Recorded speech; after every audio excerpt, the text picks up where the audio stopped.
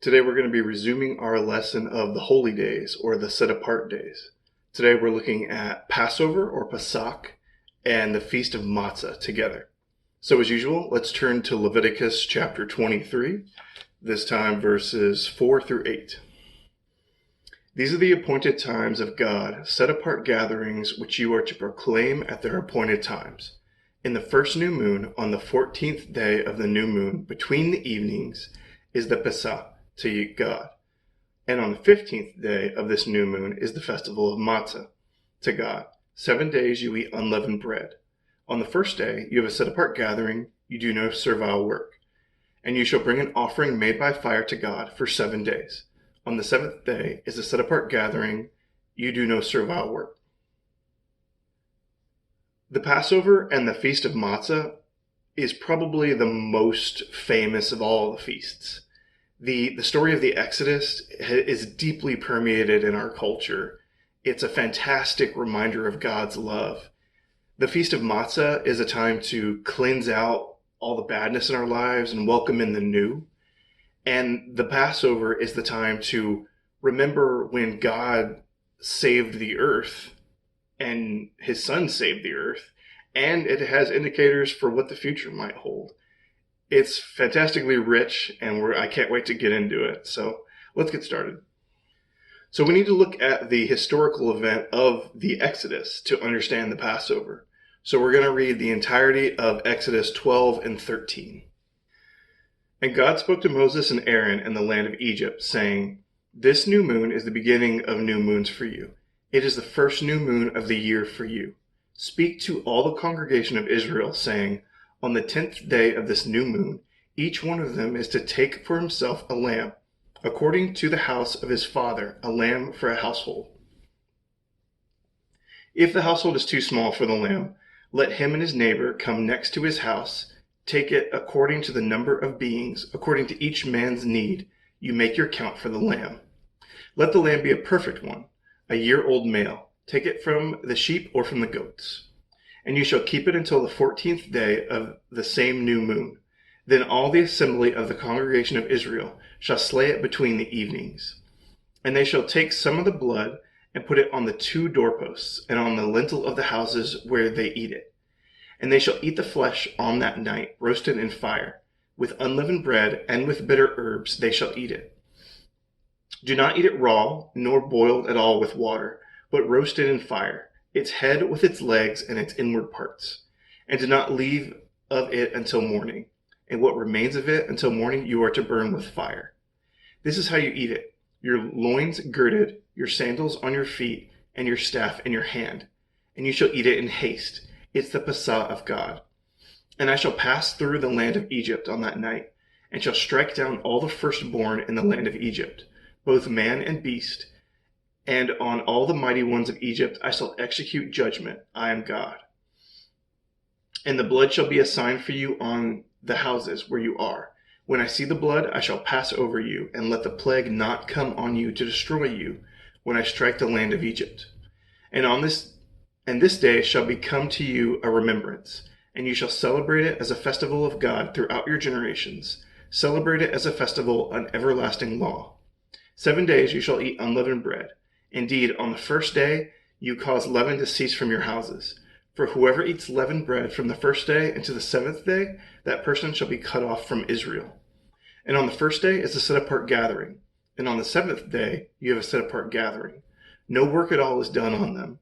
Only that which is eaten by every being, that alone is prepared by you. You shall guard the festival of Matzah, for on this same day I brought your divisions out of the land of Egypt. And you shall guard this day throughout your generations, an everlasting law. In the first month, on the 14th day of the new moon, in the evening, you shall eat unleavened bread until the 21st day of the new moon in the evening. For 7 days no leaven is to be found in your houses. For if anyone eats what is leavened, that same being shall be cut off from the congregation of Israel, whether sojourner nor native of the land. Do not eat that which is leavened. In all your dwellings you are to eat unleavened bread. And Moses called for all the elders of Israel, and said to them, Go out and take lambs for yourselves according to your clans, and slay the Pesach. And you shall take a bunch of hyssop, Dip it in the blood that is in the basin, and strike the lintel and the doorposts with the blood that's in the basin. And none of you shall go out of your door of his house until morning. And God shall pass on to smite the Egyptians, and shall see the blood on the lintel and the 2 doorposts. And God shall pass over the door, and not allow the destroyer to come into your house to smite you. You shall guard this word as a law for you and your sons forever. And it shall be, when you come to the land which God gives you, as he promised, that you shall guard this service. And it shall be, when your children say to you, what does this service mean to you? Then you shall say, it's the Passover, or the Pesach, the slaughtering of God, who passed over the houses of the children of Israel in Egypt, when he smote the Egyptians and delivered our households. And the people bowed their heads and did obeisance. And the children of Israel went away and did so, as God had commanded Moses and Aaron, so they did. And it came to be at midnight that God struck all the firstborn in the land of Egypt, from the firstborn of Pharaoh who sat on his throne, to the firstborn of the captive who was in the dungeon, and all the firstborn of the livestock. And Pharaoh rose up in the night, he and his servants, and all the Egyptians, and there was a great cry in Egypt, for there was not a house where there was not a dead one. Then he called for Moses and Aaron by night, and said, arise, go up from the midst of my people, both of you and the children of Israel, and go serve God as you have said. Take both your flocks and your herds as you have said, and go. Then you shall bless me too. And the Egyptians were strong on the people to hasten to send them away out of the land, for they said, we are all dying. And the people took their dough before it was leavened, having their kneading bowls bound up in their garments on their shoulders. And the children of Israel had done according to the word of Moses, and they had asked from the Egyptians objects of silver and objects of gold and garments. And God gave the people favor in the eye of the Egyptians, so that they gave them what they asked, and they plundered the Egyptians. And the children of Israel set out from Ramses to Succoth, about 600,000 men on foot, besides the little ones. And a mixed multitude went up with them too, also flocks and herds and very much livestock. And they baked unleavened cakes of the dough which they had brought out of Egypt, for it was not leavened, since they were driven out of Egypt, and had not been able to delay, nor had they prepared food for themselves. And the sojourn of the children of Israel who lived in Egypt was 430 years. And it came to be at the end of the 430 years, on the same day it came to be that all the divisions of God went out from the land of Egypt. It's a night of watches unto God, for bringing them out of the land of Egypt. This is the night of watches unto God, for all the children of Israel throughout their generations. God said to Moses and Aaron, this is the law of the Pesach. No son of a stranger is to eat of it. But any servant a man has bought for silver, when you have circumcised him, then let him eat of it. A sojourner and a hired servant does not eat of it. It is eaten in one house. You are not to take any of the flesh outside the house, nor are you to break any bone of it. All the congregation of Israel are to perform it. When a stranger sojourns with you and shall perform the Pesach to God, let all his males be circumcised. Then let him come near and perform it. And he shall be as a native of the land, but let no uncircumcised eat of it. There is one Torah for the native born, and one for the stranger who sojourns among you. And the children of Israel did as God commanded Moses and Aaron, so they did. And it came to be on that same day, that God brought the children of Israel out of the land of Egypt according to their divisions. And God spoke to Moses, saying, set apart to me all the firstborn, the one opening the womb among the children of Israel, among man and among beast. It is mine.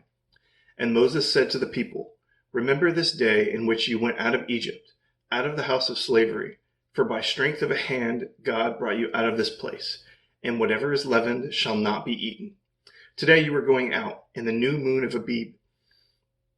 And it shall be, when God brings you into the land of the Canaanites, the Hittites, the Amorites, the Hivites, the Jebusites, which he swore to your fathers to give you, a land flowing with milk and honey, that you shall keep this service in this new moon. 7 days you eat unleavened bread, and on the 7th day is a festival to God. Unleavened bread is to be eaten the 7 days, and whatever is leavened is not to be seen with you, and leaven is not to be seen with you within all your border. And you shall inform your son in that day, saying, it is because of what God did for me when I came up from Egypt. And it shall be as a great sign on your hand and as a reminder between your eyes, that the Torah of God is to be in your mouth. For with a strong hand God has brought you out of Egypt. You shall guard this law at its appointed time from year to year.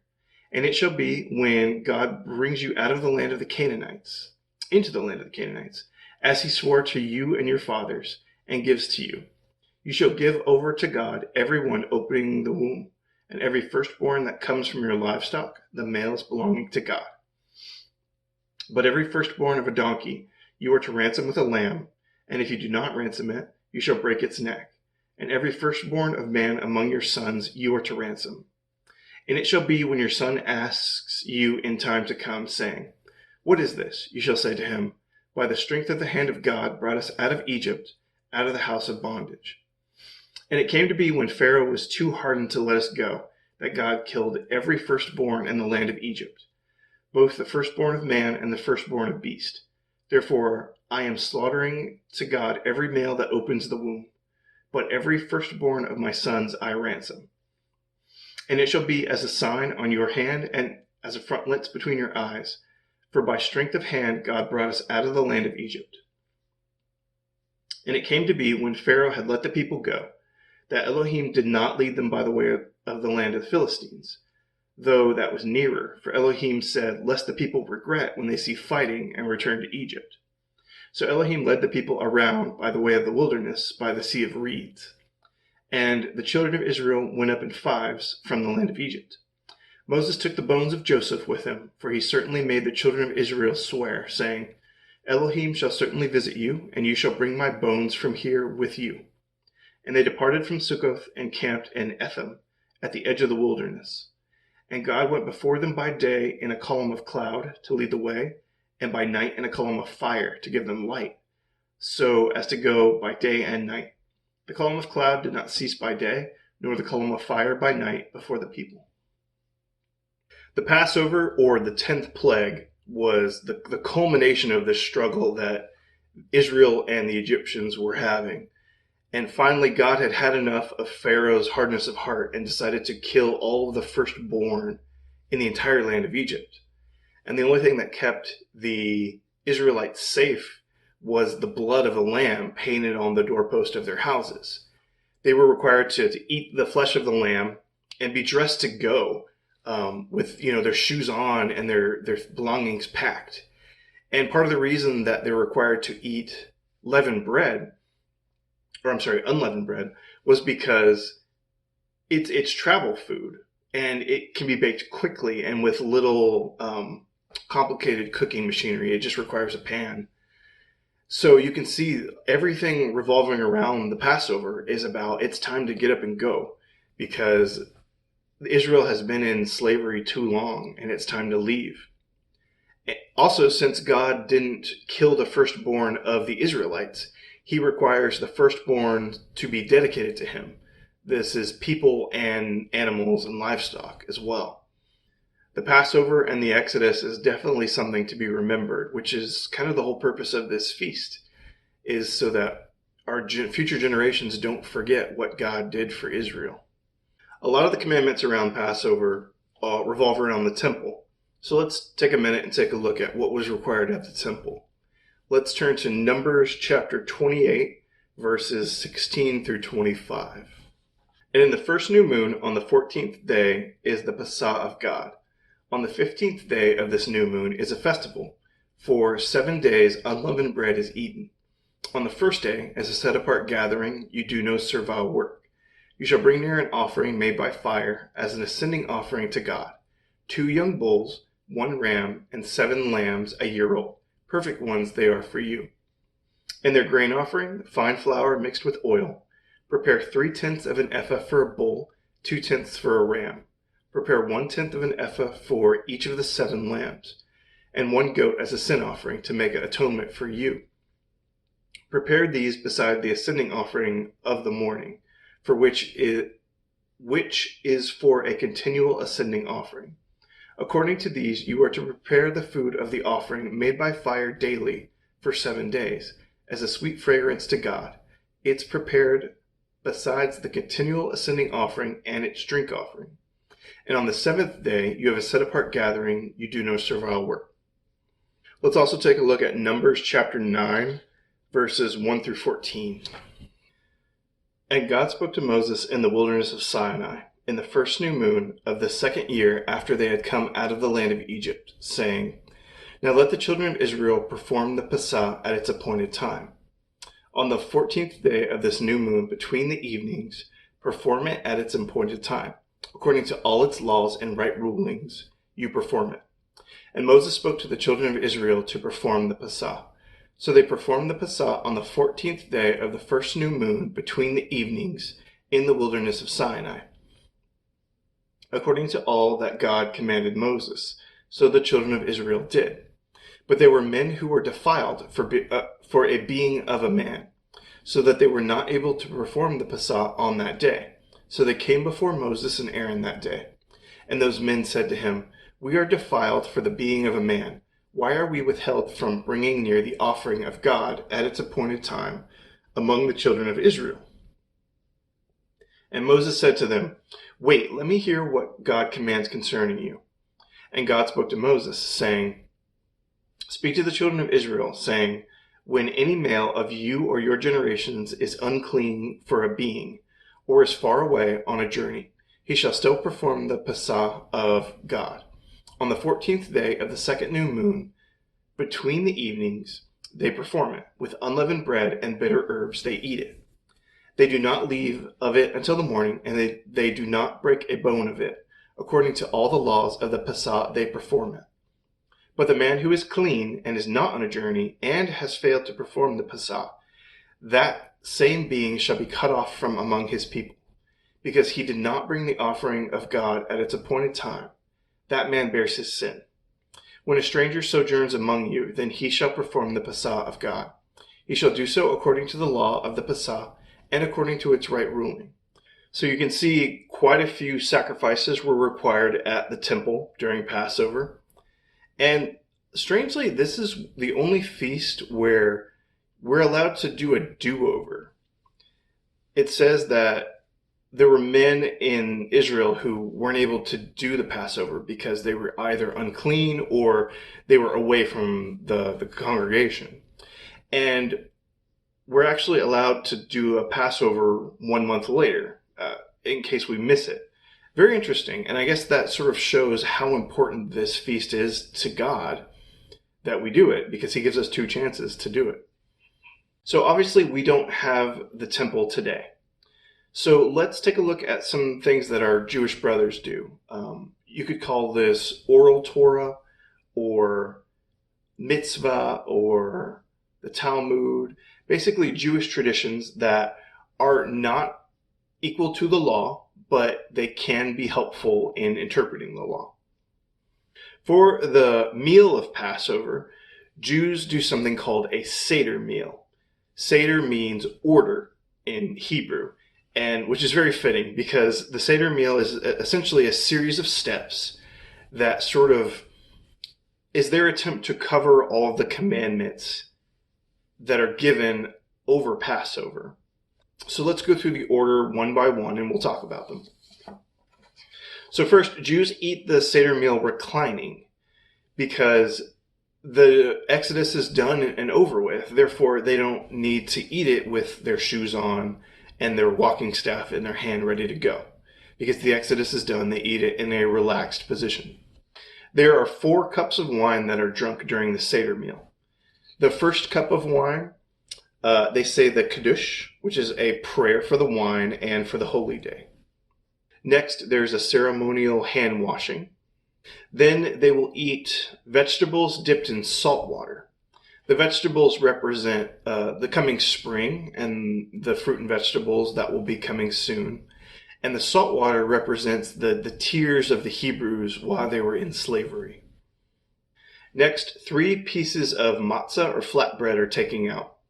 The middle piece is broken, and half of that broken matzah is hidden in a bag and hidden away. This is called the afikomen, and we'll get to that later.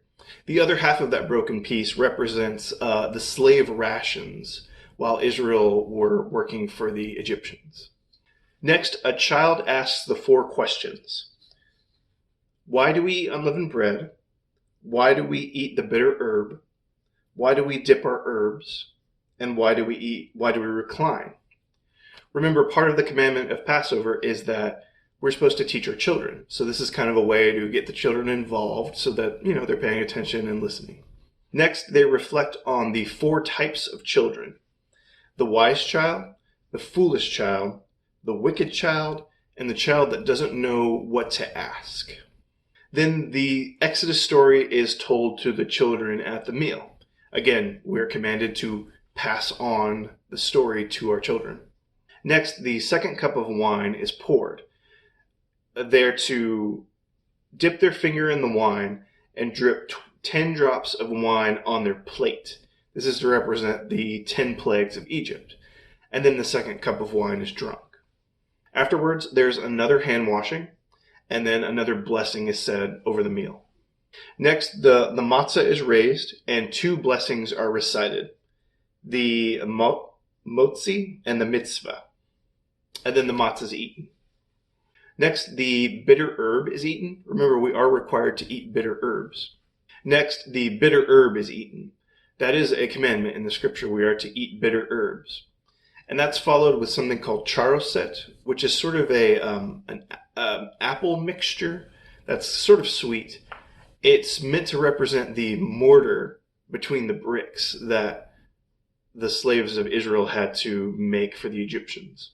Next, the korech is eaten, which is sort of a matzah sandwich where you put some of the charoset, bitter herb, and lamb meat. And you eat it like a sandwich, and it's supposed to represent sort of a mouthful of slavery and a mouthful of salvation. Then the meal is eaten, which is, a full-blown meal with meat and vegetables and everything. It's also traditional to have a boiled egg on the meal, which represents the festival offering and a sign of mourning. Afterwards, there's a small game played where the children are sent out to find that afikomen. Remember that broken piece of matzah that's hidden in a bag and hidden somewhere in the room. Children are sent out to find it. Next, the 3rd cup of wine is poured. Another blessing is said, and that cup of wine is drunk. Then the 4th cup of wine is poured. Then the door will be checked to see if Elijah is there.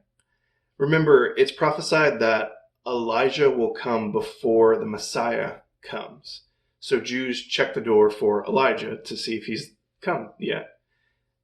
If Elijah's not there, then the 4th cup of wine is drunk as well. Then to wrap up the night, some songs are sung, and the phrase "next year in Jerusalem" is said.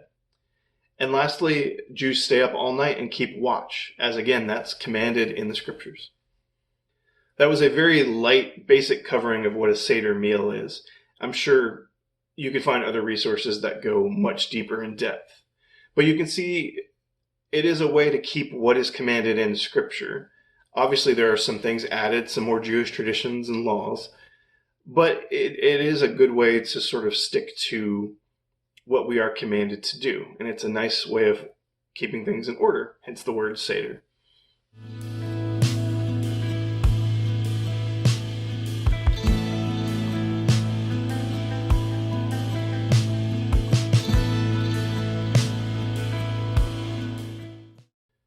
One thing I wanted to talk about before we move on is this idea of, is the Last Supper, the last meal that Jesus eats with his disciples, is it a Passover meal or is it not a Passover meal?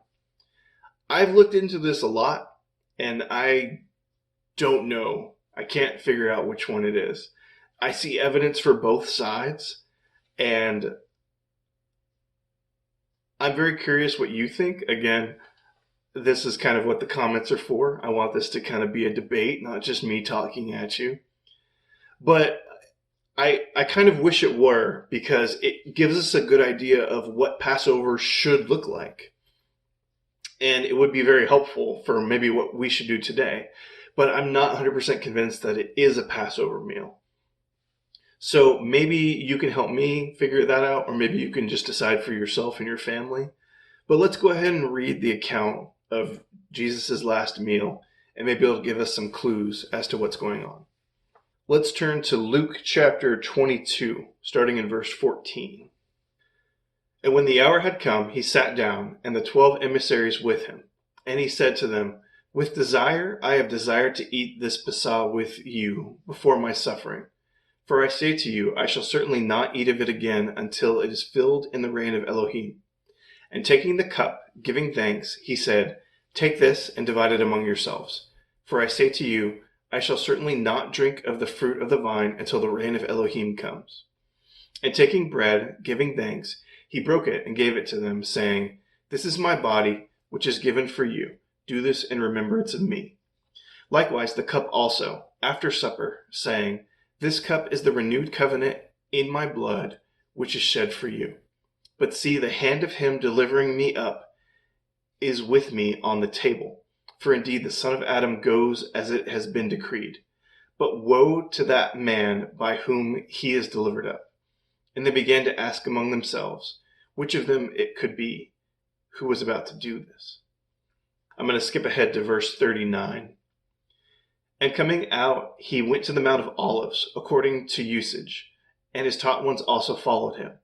And coming to the place, he said to them, Pray that you do not enter into trial. He withdrew from them about a stone's throw, and falling on his knees, he was praying, saying, Father, if it be your counsel, remove this cup from me, yet not my desire, but let yours be done. And there appeared a messenger from heaven to him, strengthening him. And being in agony, he was praying more earnestly, and his sweat became like great drops of blood, falling down to the ground. And rising up from prayer, and coming to his taught ones, he found them sleeping from grief.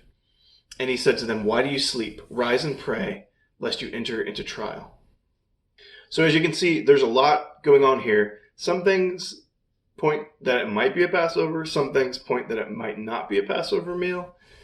For example, clues that show it might be a Passover meal.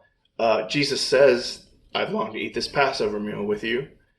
They drink wine, and my wife always jokes, they must have drank a lot of wine because the apostles couldn't stay awake. There's lots of hand washings and blessings said over the food, which sounds a lot like a Seder meal.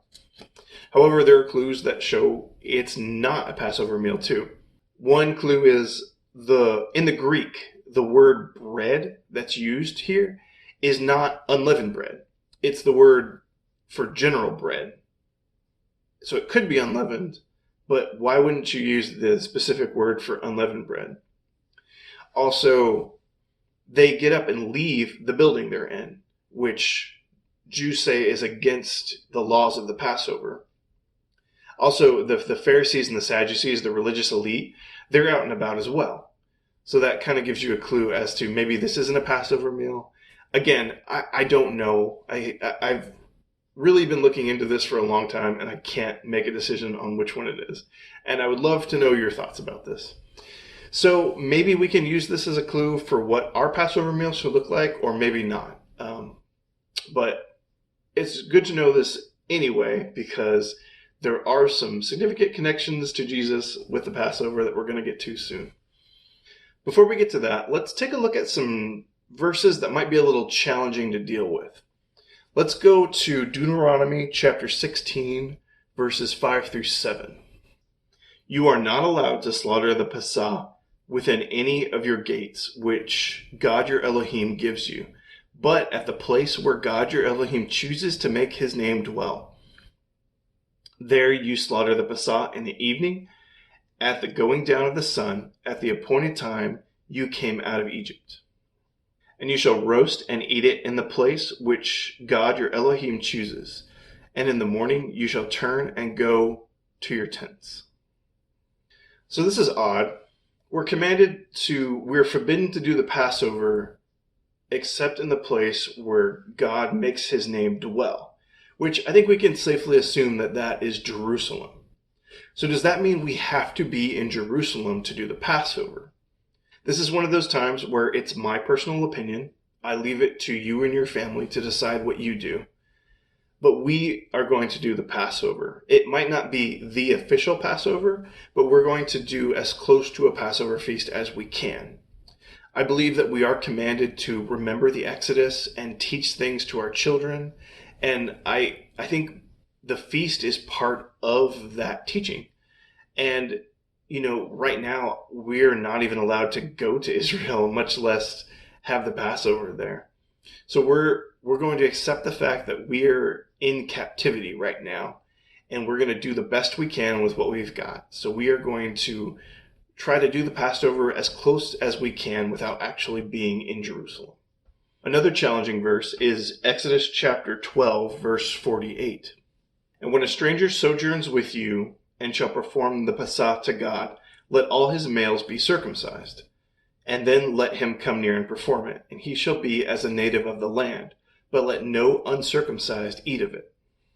So what's going on here? Does this mean if a man isn't circumcised that he can't actually participate in Passover? Again, another one of those instances where it's just my opinion. I believe that, first off, we can't really officially do the Passover because I'm not in Jerusalem. But I think the spirit behind this verse is this is not the feast to invite those outside of the faith. This isn't the time to invite those who are maybe considering to accept Torah, but only the people that are really have been into this and really you're close with. There is a feast to invite sort of outsiders, which is Sukkot, but I don't think Passover is the feast to do that. So how do we celebrate Passover and the Feast of Matzah today? Well, let's start by taking a look at 1 Corinthians chapter 5, verses 1 through 8. It is commonly reported that there is whoring among you, and such whoring as is not even named among the nations, so as one to have his father's wife. And you have been puffed up, and did not rather mourn, so that he who has done this deed be removed from among you. For I indeed, as absent in the body, but present in the spirit, have already judged the one who did this, as though I were present. In the name of our Master, Jesus Messiah, when you are gathered together, and my spirit, with the power of our Master Jesus Messiah, deliver such one to Satan for destruction of the flesh, in order that his spirit be saved in the day of the Master Jesus. Your boasting is not good. Do you not know that a little leaven leavens the entire lump? Therefore cleanse out the old leaven, so that you are a new lump, as you are unleavened. For also Messiah, our Pesach, was slaughtered for us. So then let us celebrate the festival, not with old leaven, nor with the leaven of evil and wickedness, but with the leavened bread of sincerity and truth. So you can see, while Paul was dealing with an issue in the church, he used Passover and the Feast of Matzah as an example for getting sin out of the church. So I think it's pretty clear that Paul expected the church to do Passover and the Feast of Matzah. So here's what I see needs to be done during Passover and the Feast of Matzah. First and foremost, we get the leaven out of our lives. This is not only symbolic for getting sin out of your life, but also physically getting the leaven out of your lives. Now remember, back in ancient Israel, they didn't have these little yeast packets or yeast jars that they could go to the store and buy to make their bread.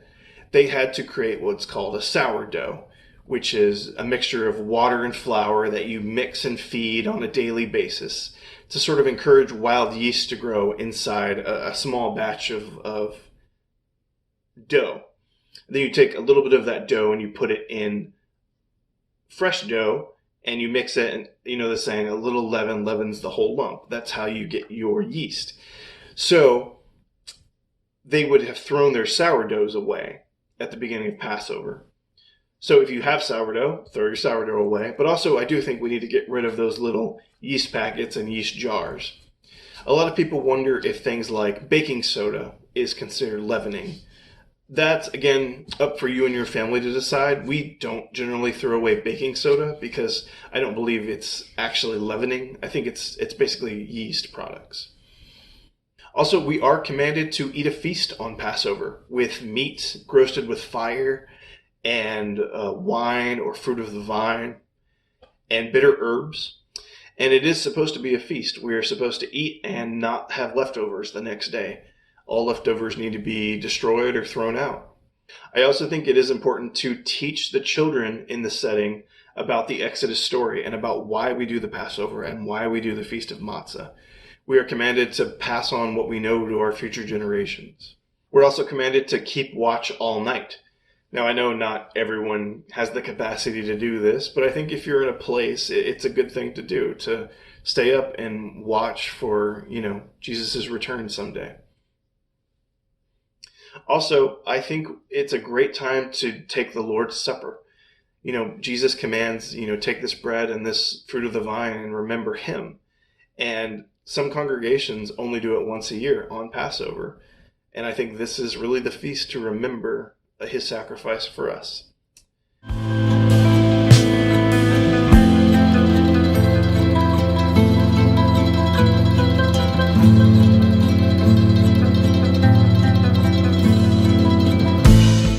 And speaking of Jesus and his sacrifice, let's talk about how he's connected to Passover. Let's read Luke chapter 23, verses 50 through 54. And see a man named Joseph, a council member, a good and righteous man. He was not agreeing with their counsel indeed, from Arimathea, a city of the Jews, who himself was also waiting for the ram of Elohim. He, going to Pilate, asked for the body of Jesus. And taking it down, he wrapped it in linen and laid it in a tomb hewn out of the rock, where no one was yet laid. And it was preparation day. The Sabbath was approaching. And the women who had come with him from Galilee followed after, and saw the tomb and how his body was laid. And having returned, they prepared spices and perfumes, and they rested on the Sabbath according to the command. You've probably heard that Jesus was executed on Friday. That's not correct. It can't be correct, because we know that Jesus was dead for 3 days. So if he was killed on Friday afternoon to Saturday afternoon, that's 1 day. Saturday afternoon to Sunday morning is only a half day. How could that be 3 days? We know that Jesus was actually killed on Wednesday afternoon. And people will say, well, how can that be? Because that's why his legs were going to be broken, is because Jews didn't want to do work, or they were commanded not to do work. So they wanted to take what they thought were criminals off the cross and bury them before the Sabbath was coming. So how could he have been killed on a Wednesday? Sabbath's on Saturday. Well, the answer is easy, because he was killed on Passover, and Passover is a Sabbath day. Remember, there's 2 Sabbaths on Passover, the first day and the last day of the Feast of Matzah. So he was killed on Wednesday evening. Passover starts on Thursday. Remember, the Jewish days start at sunset. So Wednesday afternoon to Thursday is 1. Thursday to Friday afternoon is 2.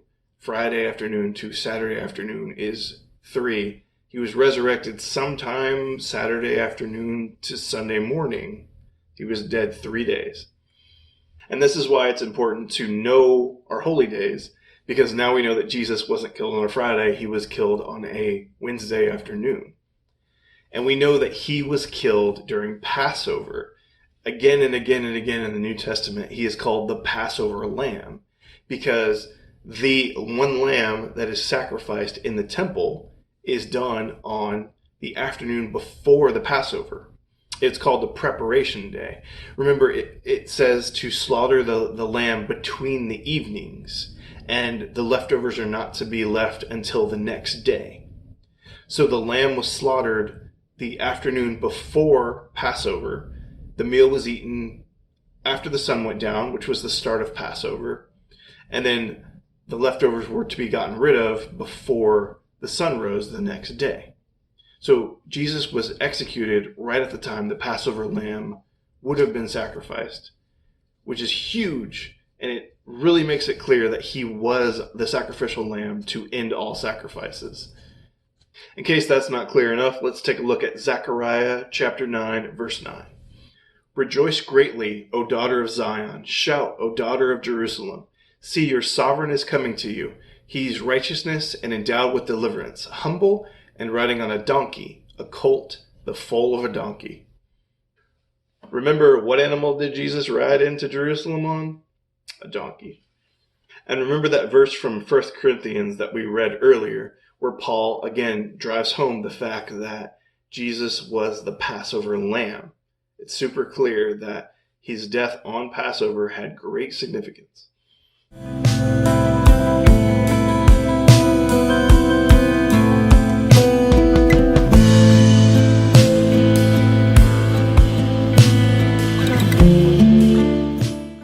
It's incredible that God pulled Israel out of slavery during Passover.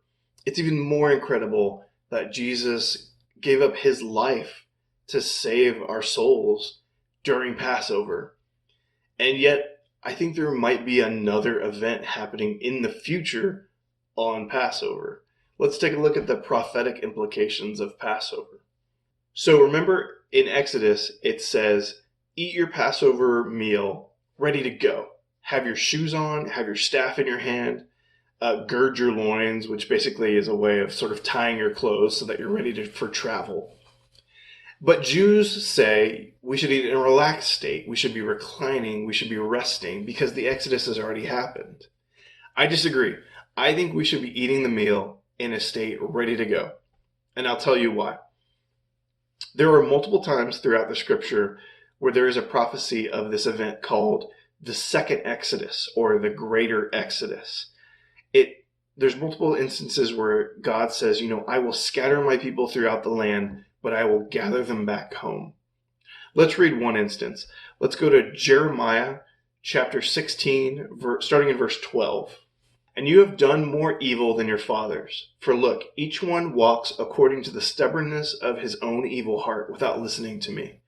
So I shall throw you out of this land into a land that you do not know, neither you nor your fathers. And there you shall serve other mighty ones day and night, where I show you no favor.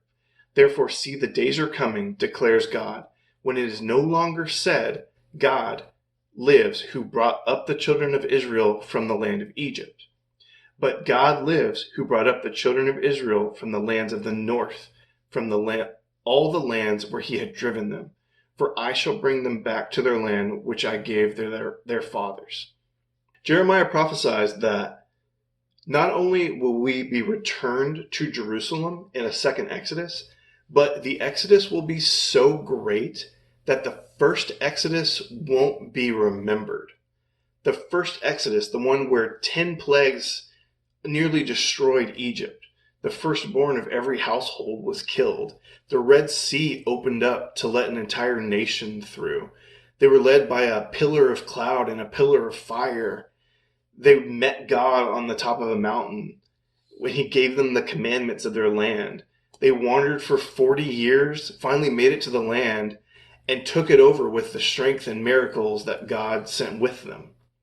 All of that will be overshadowed by this Exodus that's coming in the future.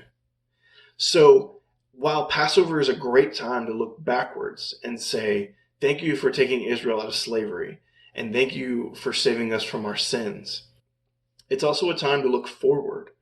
There might be a future event on Passover that is even greater than Israel being pulled out of Egypt.